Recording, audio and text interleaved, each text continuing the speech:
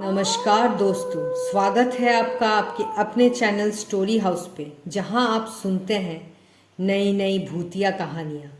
तो आज की कहानी एक ऐसे घर की है जहां भूतों का अड्डा है। वो घर जहां भूतों का बसेरा है, वो घर मिस्टर बासु का है। वो घर बंगाल के चेतला नामक जगह में स्थित है। मिस्टर बासु ने बड़े ही प्यार से उस घर को अपने परिवार के लिए बनाया था। आखिर क्यों न बनाए, उनके पास उनके 2 बेटे और पत्नी थी, तो उन्होंने सोचा था कि सब मिलकर एक साथ रहेंगे। उन्होंने अपने बड़े बेटे के नाम कुछ ज़्यादा प्रॉपर्टी लिखी थी, क्योंकि उनका बड़ा बेटा सोमेन मेंटली डिस्टर्ब था। उसकी दिमागी हालत ठीक नहीं होने के कारण मिस्टर बासु उसे अपने साथ उस घर में ही रखते थे। उसका स्कूल कॉलेज जाना भी बंद था। वही उनके छोटे बेटे बाबाई एक बहुत बड़ी कंपनी में जॉब करता था कोलकाता में। मिस्टर बासु काफ़ी परेशान रहते थे अपने बड़े बेटे को लेकर।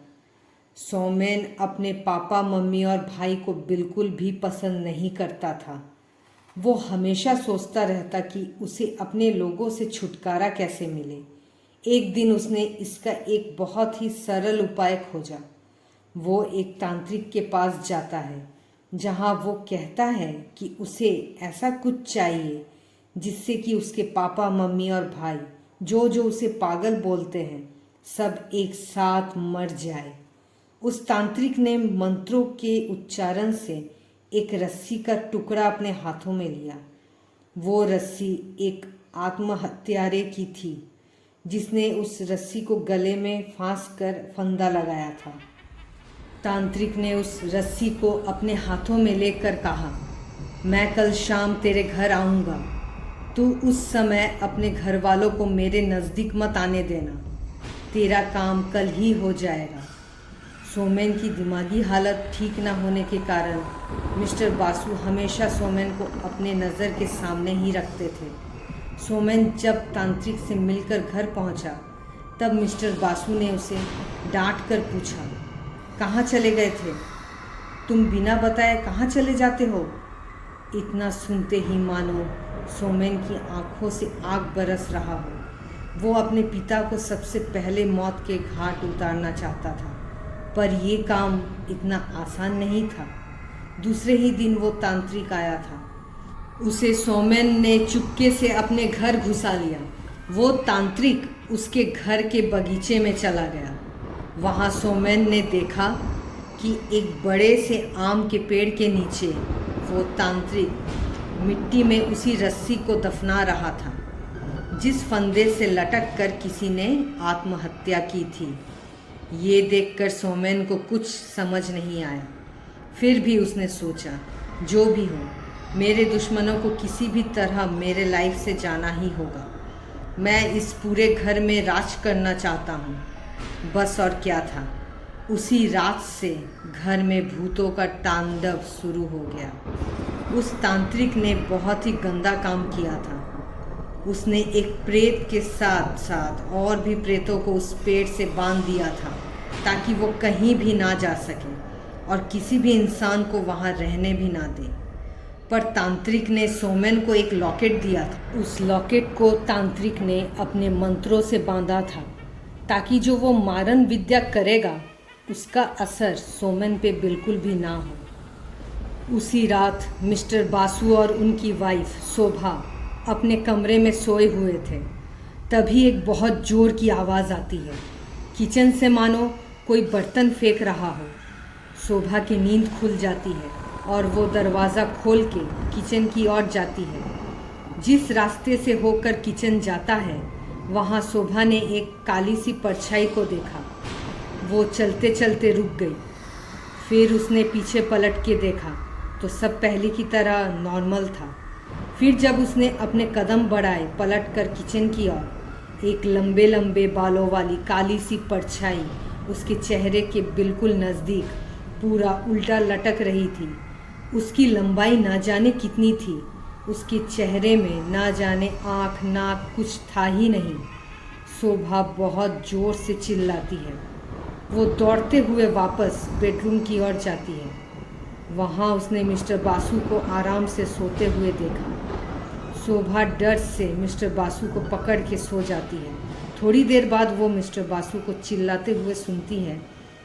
जब आंखें खुली तो शोभा ने देखा कि मिस्टर बासु उसके बगल में सो रहे हैं और उसने जिसे पकड़ रखा है वो एक काले धुएं की तरह हवा में मानो उड़ रहा हो। जब शोभा ने दोनों आँखों से देखा तो मानो उस काले से परछाई की गड्ढे वाले आँखों में उसे अपनी मौत नजर आई। शोभा ने जोर से चिल्लाया और उसकी नींद खुल गई। उसके बगल में सोए मिस्टर बासु नींद से जाग गए।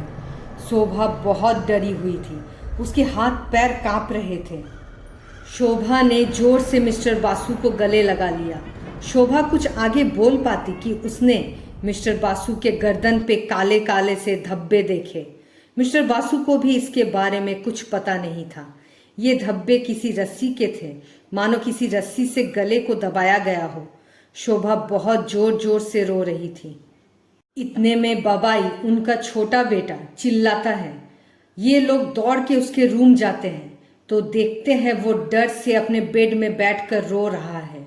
बहुत बार पूछने पर उसने बताया कि जब वो टॉयलेट करने बाथरूम जा रहा था तभी बाथरूम के कॉमोड पे एक औरत बैठी हुई थी। उसके लंबे लंबे बाल उसके चेहरे को घेरे हुए थे।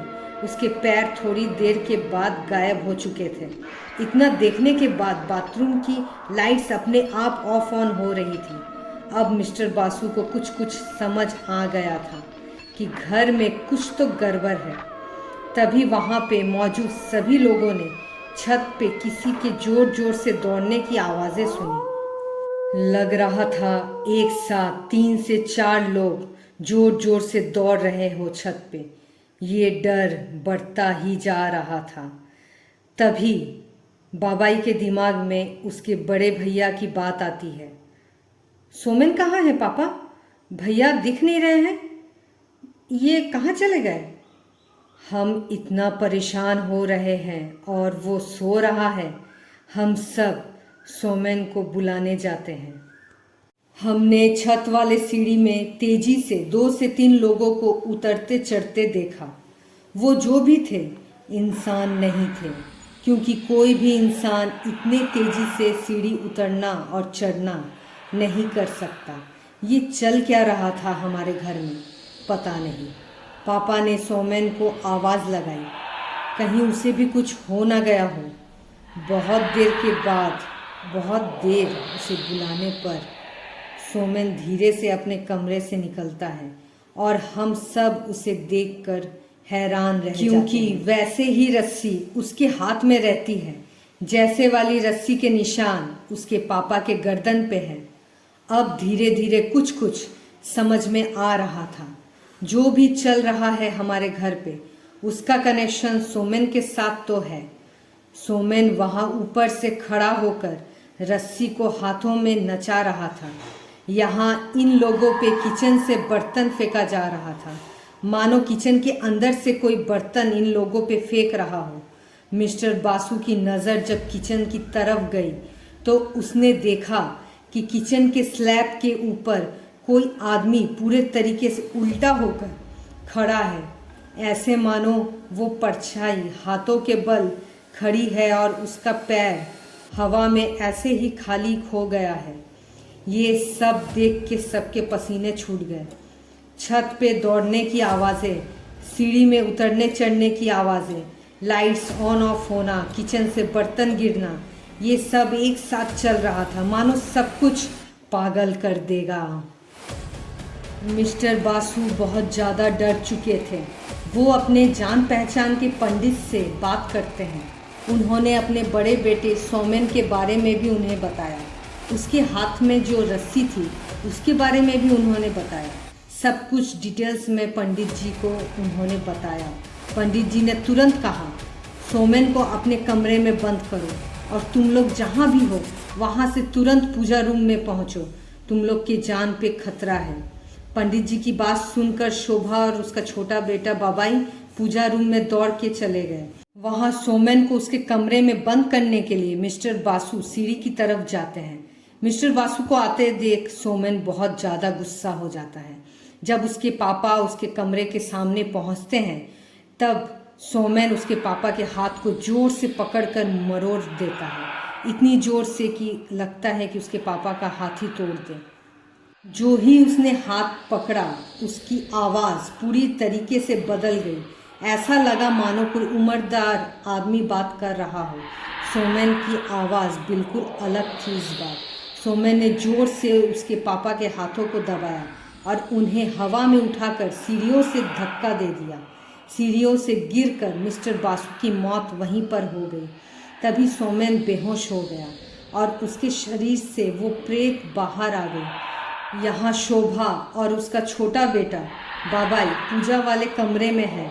उन लोगों ने भी मिस्टर बासु की चीखने की आवाज़ें सुनी, पर वो कुछ कर पाते उससे पहले ही मिस्टर बासु जा चुके थे। इतने में पंडित जी वहाँ पहुँचते हैं। पंडित जी ने मिस्टर बासु को लहूलुहान देखा और तुरंत पूजा करने वहीं बैठ गए। जब तक पंडित जी आए थे मिस्टर बासु की जान जा चुकी थी, वरना पंडित जी कुछ तो कर ही पाते। पंडित जी अपना पूजा कर ही रहे थे कि उन प्रेत आत्माओं ने तरह तरह के तरकीबों से पंडित जी को डराने की कोशिश की। कभी जोर जोर से रोने की आवाज़ें आने लगती, तो कभी जोर जोर से हंसने की। कभी बर्तन गिरते तो कभी एक बदबू पूरे घर में फैल जाती। जैसे तैसे पंडित जी ने 5 घंटे लगातार तंत्र साधना करके उन 4 प्रेतों को बुलाया था। उनमें से एक औरत थी और बाकी 3 आदमी। इन सब ने अलग अलग तरीके से आत्महत्या की थी। इनकी रूह को उस तांत्रिक ने सोमेन के कहने पे शमशान से लाकर आम के पेड़ से बांध दिया था।